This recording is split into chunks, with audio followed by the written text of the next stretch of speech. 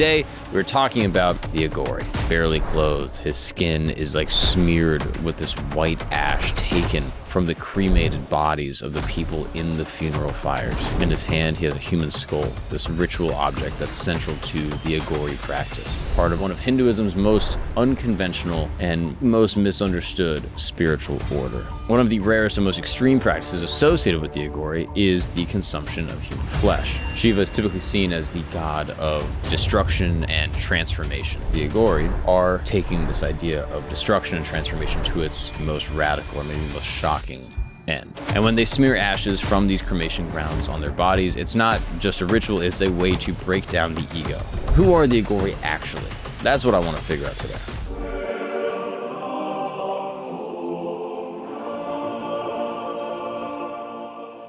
What's up, people, and welcome back to Religion Camp. My name is Mark Gagnon, and thank you for joining me in my tent, where every single Sunday we explore the most interesting and fascinating and controversial stories from every religion, from every faith tradition, and divine philosophy from around the world throughout all the ages of time. As always, I'm joined by a dear friend of mine. Who do we have today? Oh, Gabe. How are you, pal? Nah, dude. Look, it's nice to chat with you, okay? But we don't have time to just every single day be going back and forth, because today we're talking about the Aghori. Now, if you've never heard of the Aghori, it's a pretty fascinating, I guess you could say like a religious subset that exists in the South Asian continent, specifically in India. And their story is pretty remarkable. I mean, maybe you've seen these guys. I mean, if you haven't, imagine this. You're just chilling. You know, you're out in India. You're in the, an ancient little valley in Varanasi, which is like a small city in India.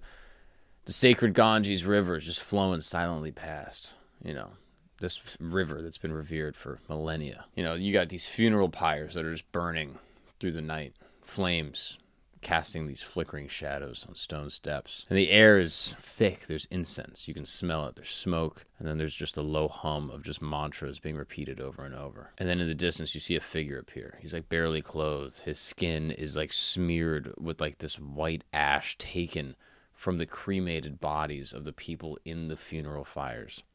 In his hand, he has a human skull, this ritual object that's central to the Aghori practice.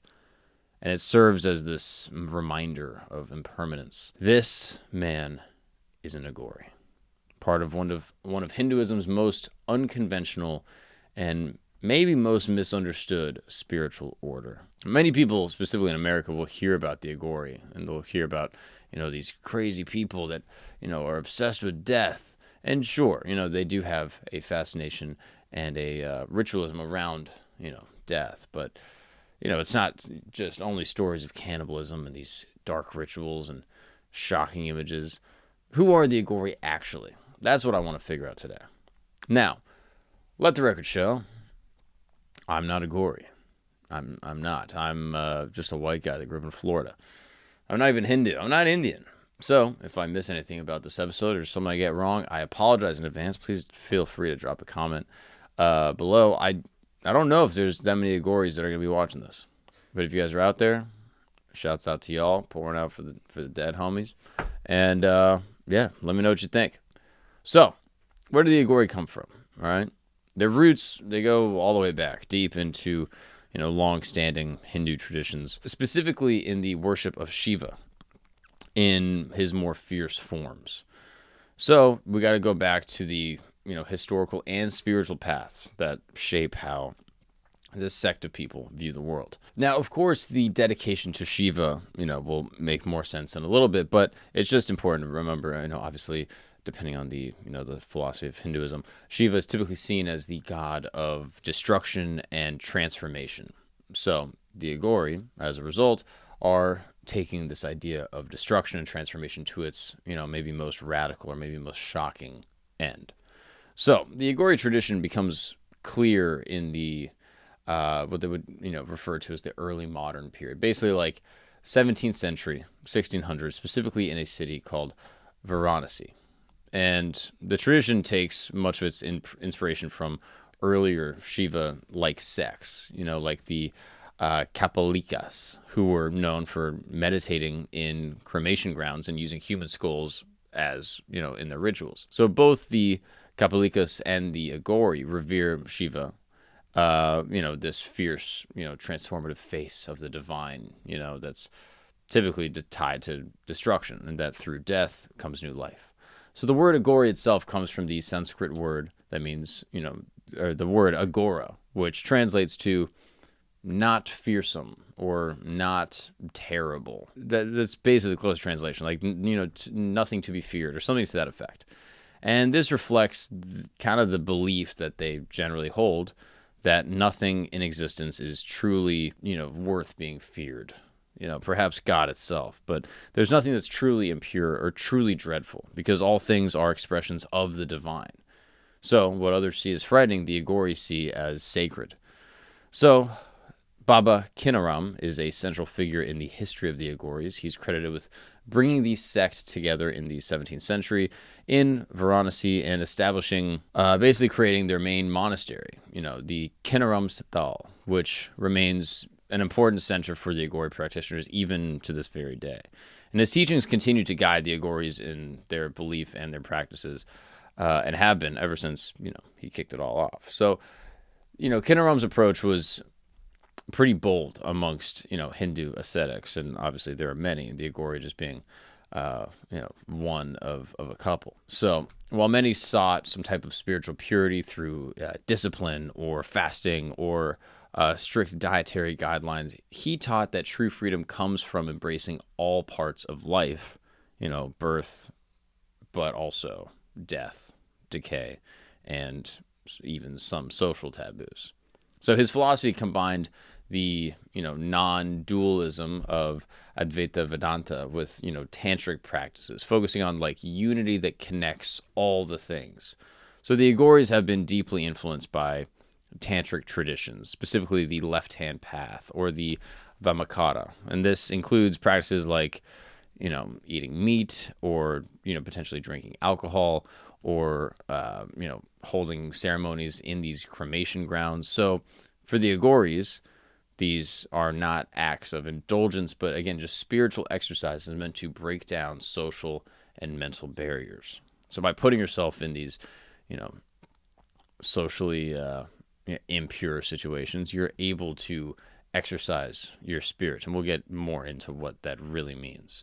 But throughout history, the Aghori have often been kind of pushed to the fringes of society because of the stuff that they did. I mean, to general society, this was crazy.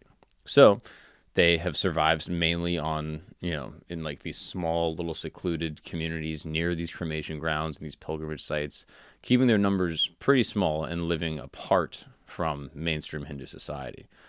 But, during British colonial rule, the Aghori drew, some fascination from the Brits, but also a lot of fear from the officials and, the scholars that would go there, leading to some of the first written records about them ever. However, these accounts often focused on the shocking, more, radical parts of Aghori life, ignoring the philosophy that lies at the heart of the tradition.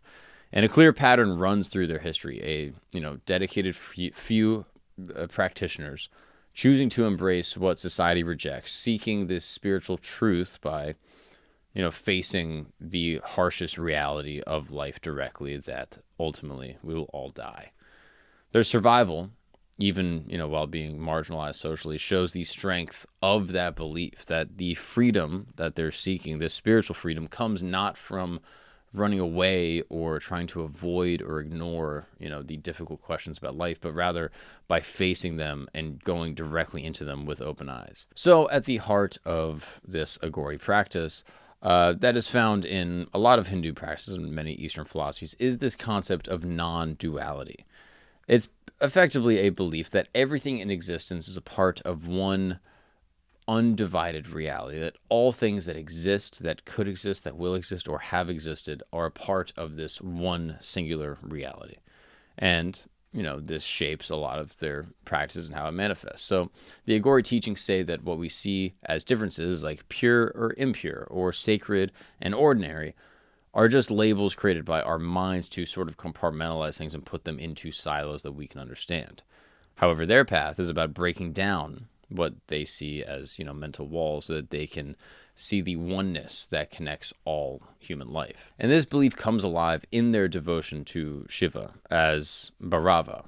And, this is the transformative, sort of more fierce face of the divine. So in the stories, Bhairava lives in cremation grounds and often is wearing reminders of death. So for the Aghoris, Bhairava holds the power to help them face their fear of death and let go of the ego that is, ultimately going to lead to the biggest spiritual change. So the Bhairava shows them that creation and destruction are just two sides of the same coin. Just as life comes from death, spiritual freedom comes from dissolving the ego, a journey reflected in their deep, respect for Bhairava's, terrifying form. I mean, this term of ego death and what comes after death is, a rebirth or a transformation. So now, from every ego death, there is an ego rebirth. So for the Aghoris, the cremation ground is the place where truth is impossible to ignore. You are confronted with the most blunt reality of all existence. There, all social identities and statuses vanish, and the reality of impermanence is right in front of you. So, in this kind of in-between space, the role and labels of society fall away, and it reminds them that we are here for a limited amount of time and all things are temporary. And they choose to live in cremation grounds not to shock people or to be edgy, but to ground their spiritual practice in a place where the fragility of life is all around you. It's impossible to forget. And the human skull, or the kapala, as they would call it, used in Aghori rituals, is not just a symbol of death, it's an object for reflection. And it reminds them that identity is also temporary, and that the self, this idea of the ego, the consciousness that existed within this skull is also just temporary. And that the self is, ultimately empty at the end of the day. And when they smear ashes from these cremation grounds on their bodies, it's not just a ritual, it's a way to break down the ego and the idea of separateness, that there is life and then there is death, and these things are somehow distinct and not connected. And so as a result, they mark themselves with this reminder that life is short and all forms return to one universal essence. Think of an ocean where, drops of water fly up and they go back down. When the drop of water is in the air, that is life, where, it's for a short period of time disconnected from the whole, and it exists separately and distinct. I mean, imagine if that drop of water, when it went up in the air, was like, I am my own being. As someone that sees the whole ocean, you'd be like, dude, you're not. You're just part of the ocean that's in the air for like the smallest amount of time ever. Maybe that's how God sees us. So, because of this belief, Aghoris will, break caste and dietary and social rules, not to just rebel or, piss off, the general Hindu majority, but to, again, overcome these divisions and show that these rules that human beings make are just that. They don't matter in the face of spiritual unity. So despite these practices that they do, the Aghori live by a code of honesty and compassion and nonviolence, and their deliberate breaking of rules is not meant to create chaos socially, but to help them and other people to see beyond the fear and separation that society creates. So I think the takeaway of understanding what exactly the Aghori believe, I think if you remember anything, it is to remember that there is a confrontation of going towards what most people try to avoid. And by choosing to encounter what is considered taboo or repulsive or terrifying,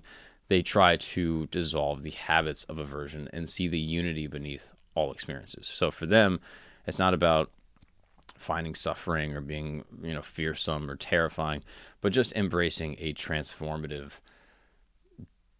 discipline rooted in this fundamental ideal of non-duality, that all things are truly one. So what do they do on a regular basis? The Aghori, in their, everyday life, basically, they take these practices and they flip them up.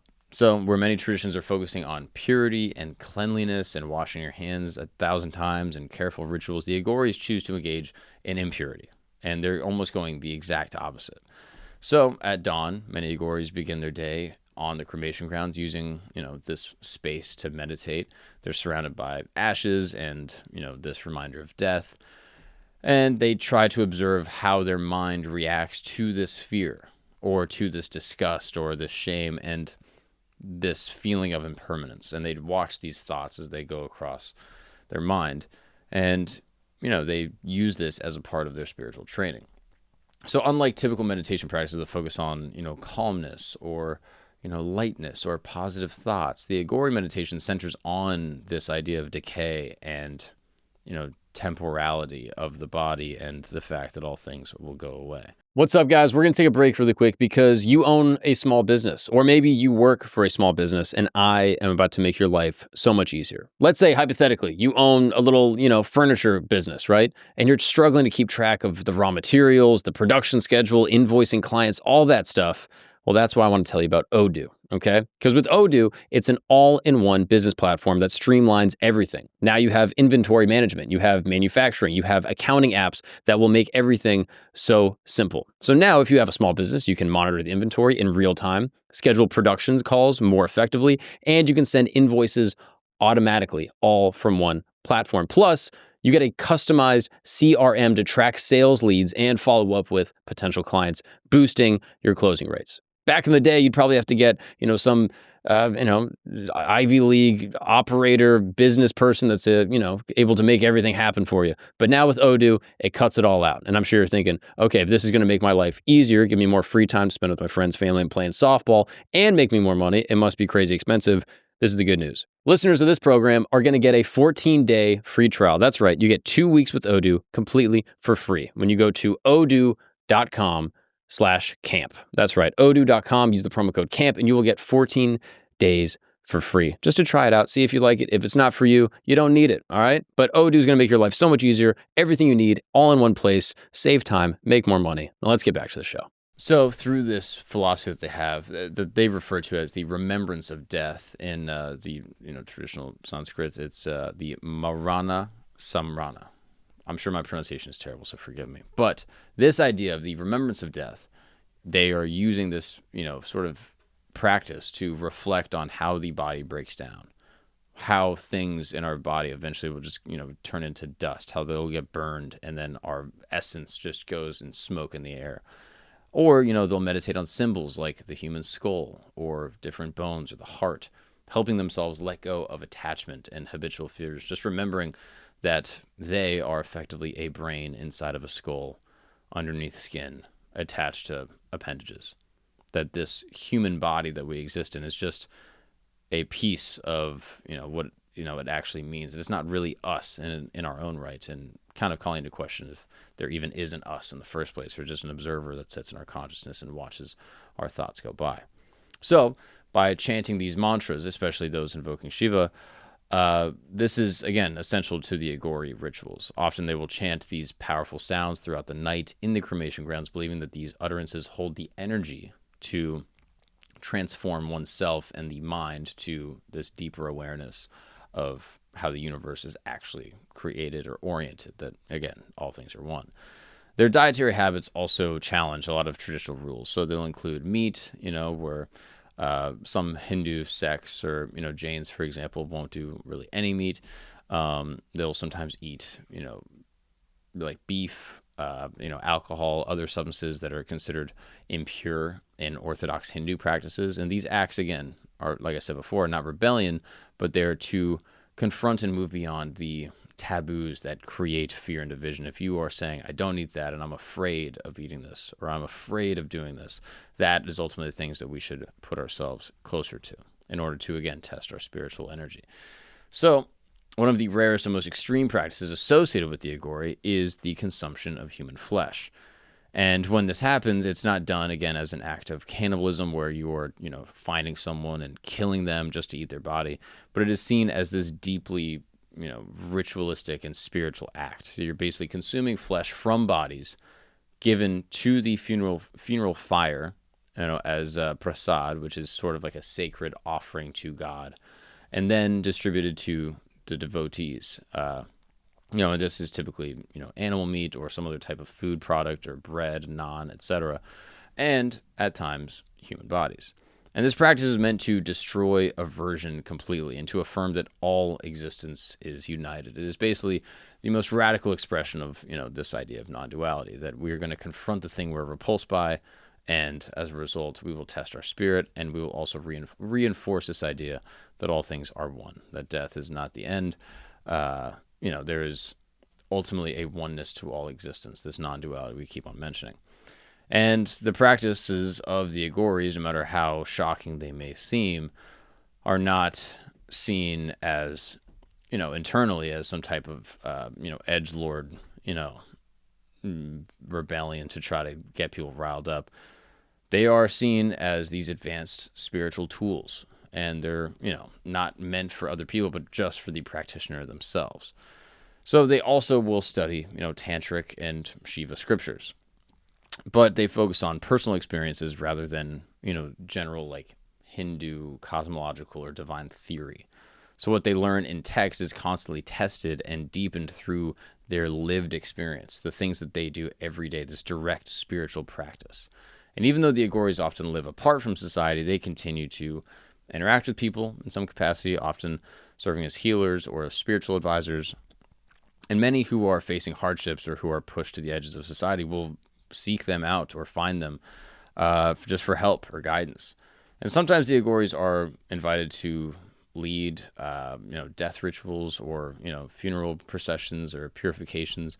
And their deep engagement with death and, that transition period brings a lot of, special weight or status to them and their presence at these ceremonies. Again, just reminding all people that maybe exist in, the broader sort of contingent of regular Hindus that just live in India. It reminds them, just by the Aghori's presence, that, life and death are realities and that all things are temporary. And a core part of Aghori practice is this constant observation of the self. They watch the mind closely. They sit, again, like we said, to meditate and look at all the things crossing their mind, and they notice when fear or desire or ego just arise. And the extreme environments that they choose to live in, again, intensify this practice. And again, the goal of the Aghori, the ultimate end, is the Sahasha Samadhi. And this is a stable, sort of natural absorption in awareness that all things are one. That is ultimately trying to reach this state where not only do you know that all things are one, but you truly can feel it and know it in your core, in your essence, that this non-duality is the truth, that all things are one. And it is not a fleeting experience, but a lasting realization that, goes beyond the divisions that our mind tries to create for ourselves. And in today's India, the Aghori hold a unique and kind of layered sort of place in society, right? They are, again, rooted in ancient traditions within Hinduism, the Shiva Tantra, yet they live within a society that is rapidly modernizing and changing. And some people revere them, other people are afraid of them, other people are disgusted or misunderstand them. And again, I think this kind of mirrors the broader struggle in India as it tries to balance modern life, and trying to modernize and, create these massive sprawling cities, but also the deep spiritual heritage that many of the people there have in some capacity. So it's estimated that fewer than 200 formally initiated Aghoris still even exist in India, making their community very small, one of the smallest sects that exist within Hinduism throughout India. And most of them actually live near Varanasi, in the same place where they were basically started, around Krimkund, a sacred historic monastery founded by Baba Keenaram. And a few smaller groups live in remote parts of northern India or Nepal, but clear information about them is kind of hard to find because they live such an ascetic lifestyle. So for many everyday Indians, the feeling about the Aghori are kind of mixed. Some see them as these powerful kind of spiritual figures that are able to heal people, and they can predict events, and they have these sort of miraculous powers. And that draws a lot of people from not only India, but around the world to seek them out, either for blessings or for guidance or even for mentorship. Whereas at the same time, the, Aghori sort of rejection of, traditional Indian society and caste rules and, their obviously radical sort of appearance in the way that they actually, deal with death, As a result of this, some people are uneasy and they try to keep them at distance, and they, again, feel mixed feelings throughout the country. And the mainstream media also, adds to the confusion a lot, I should add, by focusing on the most shocking parts of the Aghori, kind of like, this podcast where we talk about some of the shocking stuff while also trying to add the nuance. But oftentimes for, some people on YouTube, or sometimes the news media, they'll just focus and say, like, look at these people. All they do all day is just kill people and eat their flesh. It's like, all right, well, you've completely missed the whole point. There's a deep spiritual connection that they believe is tied in with this behavior. And as a result, this keeps a lot of the misunderstandings alive.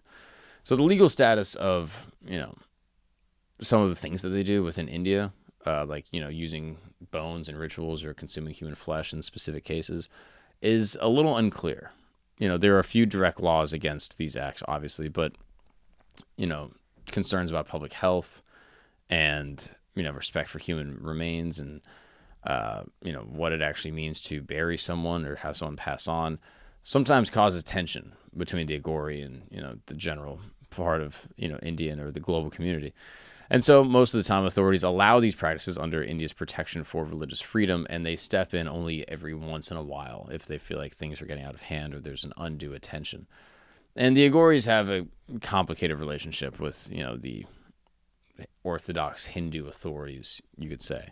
Some see them, again, as heretics or, blasphemers that are taking the ideas of Hinduism and warping them or changing them. And some even just see them as straight up dangerous, while others, again, recognize that they're rooted in these same deep Hindu roots and traditions that, all practicing Hindus sort of follow. And this idea of non-duality, fits squarely into the broader Hindu philosophies, which, again, allows them to hold a fragile but ongoing place within, India's spiritual landscape. What's up, guys? I'm on the road. That's right. I'm going to Burlington, Vermont, Montreal, Toronto, Detroit, and a bunch of other dates that I will be adding to my website, markgagnonlive.com. I would love to see you guys there. Obviously, if you don't know, I'm a stand-up comedian, and stand-up comedy is my passion. It's the thing I love to do, and seeing you guys all come out to the shows truly makes my life. I hang out after the show and say what's up to everybody, so if you want to come through, check out the show, say what's up to me. It would mean the world. You can see me at all these dates and more on my website, markgagnonlive.com. And I'll see you guys on the road. And among some modern spiritual thinkers and, even progressives, the Aghoris are seen in a positive light as guardians of an unfiltered Indian spirituality that's not watered down by, the British or modernity or any other force that tries to change the fabric of what India was. And so to them, the Aghoris represent a fearless search for truth that has long been a part of India's spiritual heritage, and kind of a rejection of the, sort of staunch, upright purity that, the colonial peoples try to put onto the Indians.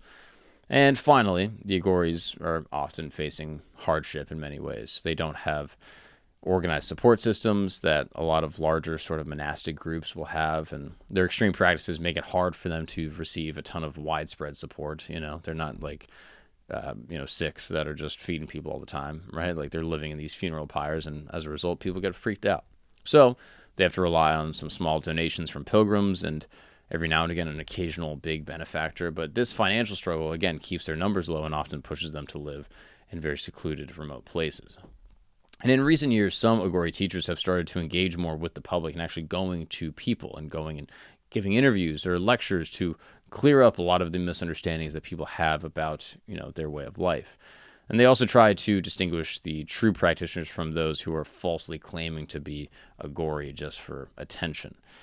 So changes in society have also affected them. So, electric crematoriums, which is, an interesting issue, right? Because most, cremations back in the day, and I should say also very many Hindus, most, if not all, are ultimately cremated upon death.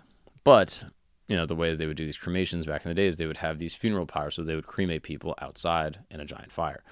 However, now there are electric sort of cremation devices, and, there's urban expansion that takes over entire areas and swaths of land where these funeral pyres used to be. And as a result, the cremation grounds that were at one point sort of these vast, sprawling sort of, different fire pits are now kind of changing. And this has forced some Aghori communities to move or find new places and then find new places again. And, potentially even just find brand new places to, brand new countries, potentially go to Nepal just to continue their way of life and their rituals. But despite some of these challenges, the Aghori continue on this path, continue sharing, the teachings that they believe are needed in today's world.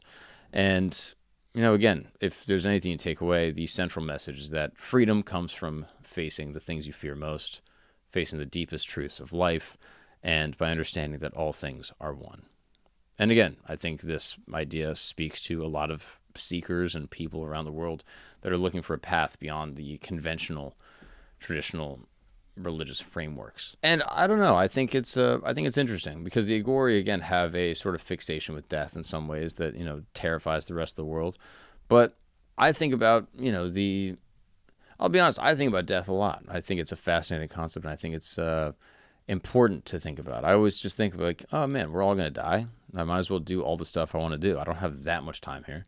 I should probably hang out with my family more. I should see my baby more. I should, do all the stuff that I've ever wanted to do that I was too afraid to do because this is such a short little window. And so in a way, the Aghori philosophy is alive in me. And maybe I get this from, even medieval Christian monks that used to practice this idea of Memento Mori, which maybe you've heard of, which is, memento meaning remember and mori meaning death. So, remember that you will die. And this was a Christian philosophy that was, sort of used and meditated on by Christian monks. And by keeping, skulls nearby or skeletons as symbols of the impermanence, in a way, these Christians are also sort of participating in the same philosophy that the Aghori kind of take to the ultimate end. So you would have Capuchin crypts in Rome that were filled with human bones. And there's actually churches that you can see that are made purely out of human bones. And the catacombs of Paris, where there's just these sprawling, pathways of just human skulls and skeletons and femurs and arms, just all laid out. Again, that serves as this visual reminder of mortality. Again, much like the Aghori's presence in these cremation grounds help them confront the truth of impermanence.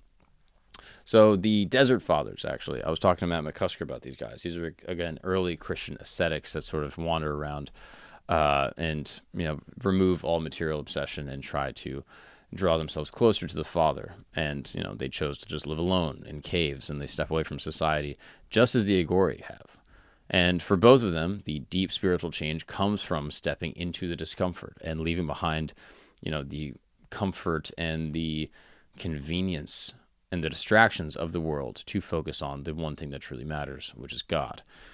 I mean, even, Seneca and Epictetus, the ancient Stoic philosophers of Greece, taught that thinking about death and impermanence can help people grow in wisdom and break free from attachment. Both the Stoics and the Aghori see fear of pain and loss as an inhibiting barrier for spiritual growth. And I'm pretty sure even like Tibetan Buddhist monks will meditate in basically graveyards to, again, reflect on this notion of life's impermanence. And the Tibetan teaching on the bardo, or the state between death and birth, are based on this idea that facing death with awareness is a path to ultimate spiritual freedom, to escaping the everyday samsara that we're existing in, the everyday hustle and bustle of life, and that is enlightenment.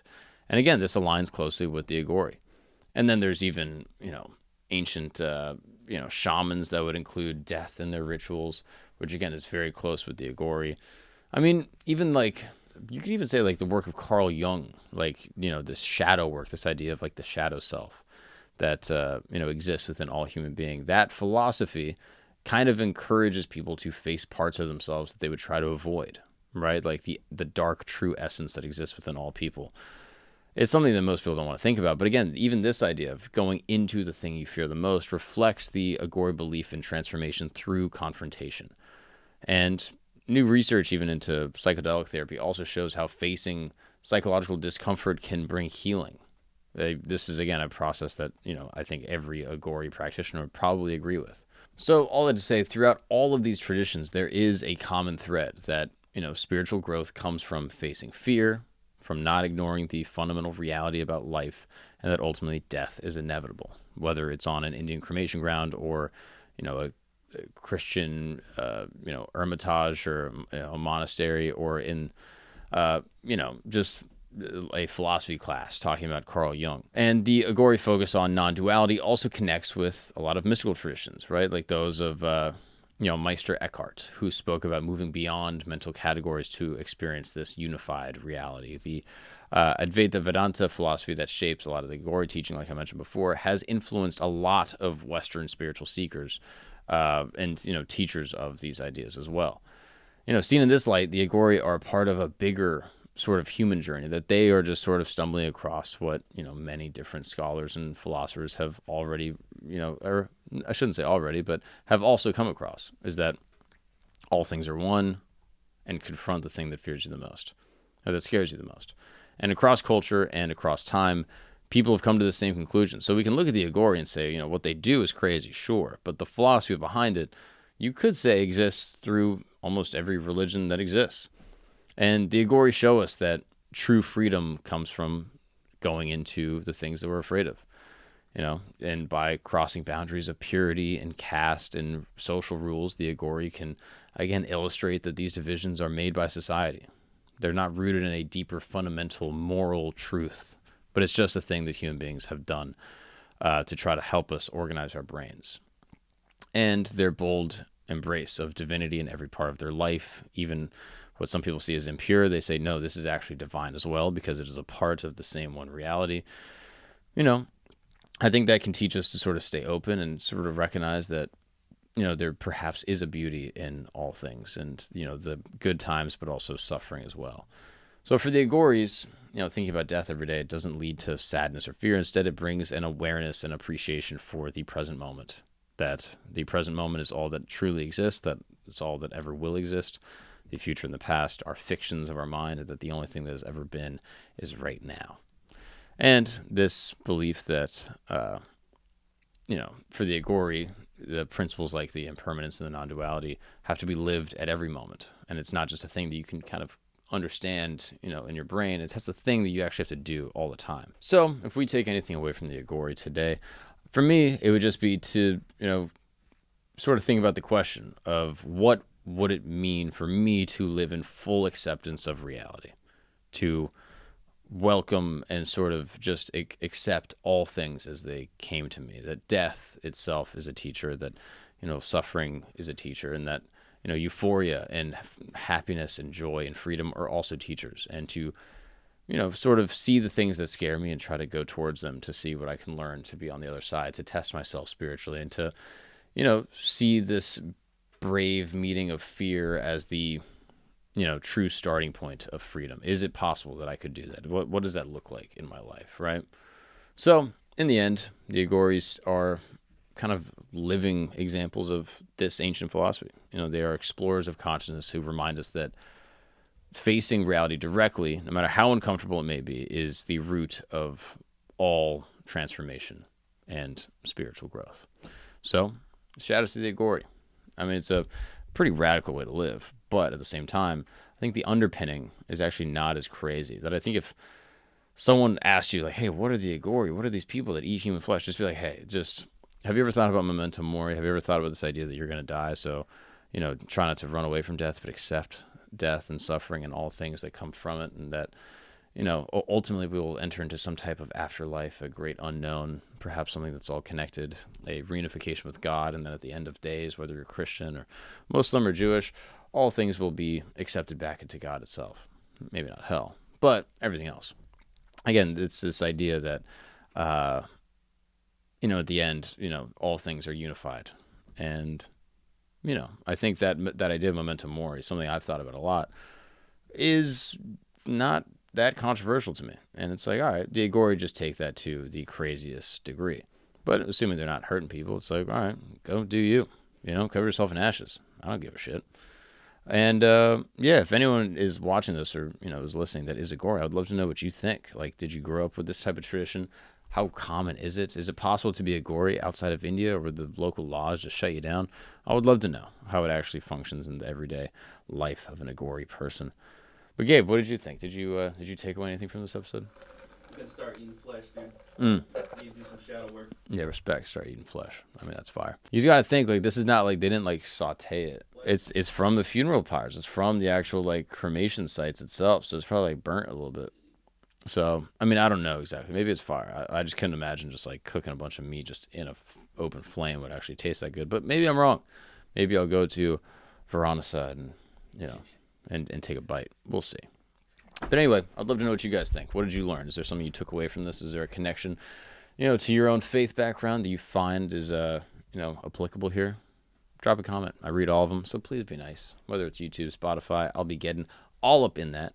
And again, I'll see you next Sunday because we are here every single Sunday doing new episodes of Religion Camp all the time, forever and always. Thank you all so much for tuning in, and I will see you in the future. What's up, people? Quick announcement. If you are a fan of Camp Gagnon or Religion Camp, I have great news because we are dropping History Camp. That's right. This is the channel where we're going to be exploring the most interesting, fascinating, controversial topics from all time throughout all history. Right? You probably know about Benjamin Franklin, Thomas Jefferson, Nikola Tesla. Interesting figures from history, and you probably learned about them in school and they were pretty boring, but not here. No. As you know, I was raised by a conspiracy theorist, so I'm going to be diving deep into all of the interesting, strange, occult, and secretive societal relationships that all of these famous, influential men from our shared past have. So if you're interested, please go ahead and subscribe to the YouTube channel. It will be pinned in the description as well as the comments. And if you're on Spotify, this doesn't really apply to you, but these episodes will be dropping as well. Just go ahead and give us a high rating because it really helps the show.